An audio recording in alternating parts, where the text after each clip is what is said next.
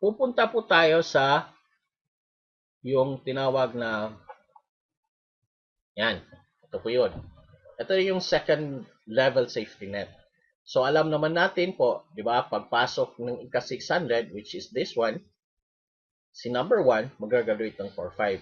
But of course, ang lumabas din talaga ng amount is 4,500. Pero, ang amount na nasa loob pa is 1.3 million. Diba?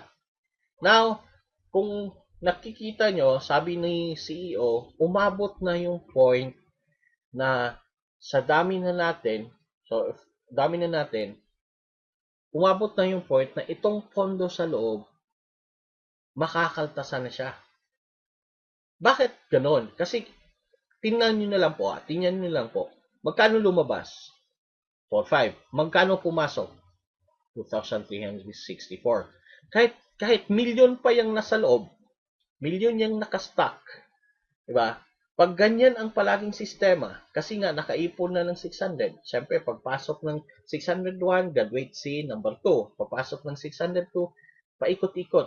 Now, pag palaging ganyan po, 2,364 po lang ang pumasok, ang lumabas 4,500, itong 1.3 M, mauubos po yan.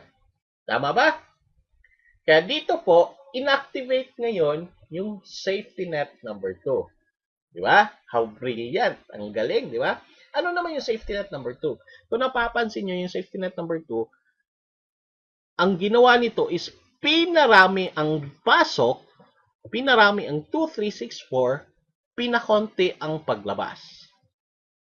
Diba? Kung papansin nyo, piso-piso na lang ang pumapatak, it's because para po masustain. No, hindi magne-negative ang company. Ganun ka-brilliant, ganun kaganda, ganun kagaling, ganun ka-safe ang sistema ni NBO. So, ang mangyari, pinarami ang pumapasok, maraming 2,364, 2,364, 10 na 2,364, bago magbibigay ng 4,500.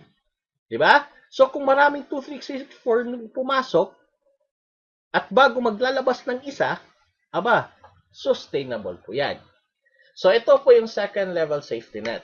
Now, kayo po, in-explain ko lang sa inyo, again, hindi po to official, in-explain ko no how accurate their safety net, kung gaano ka talaga maaasahan ba talaga, and ito rin ang reason na bakit sila tumagal.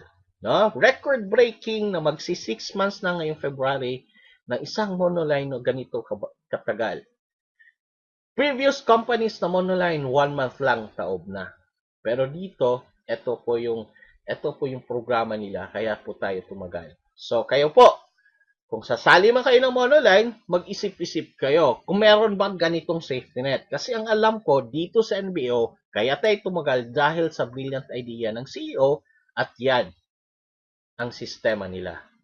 So, hopefully po, sa susunod, explain ko yung iba, more videos to come. And please do share this one or like this. And if ever meron akong mali sa presentation ko, please do comment. Kailangan ko mag-comment. Kasi po kami din dito, lalo na sa amin, kami po nasa province, nahuhuli kami ng information. Pati meeting, huli kami ng information. Pati payout, hindi namin alam kasi na nagpo-payout. Talagang wala pong, nagpi-feed lang po kami sa post sa Facebook. So, pati nga payout sa amin. Like, kayo nakapag-payout Saturday, kami hanggang ngayon hindi pa dumating. Kasi nga po nasa province na kayo. And natural po yan habang lumalaki yung company. No? Naintindihan naman po namin. However, kung pwede naman po sana, pwede namin makiusap, mapagkagawa tayo ng sistema, makabilis din yung payout namin na nandito sa probinsya. Salamat po at more power to NBO.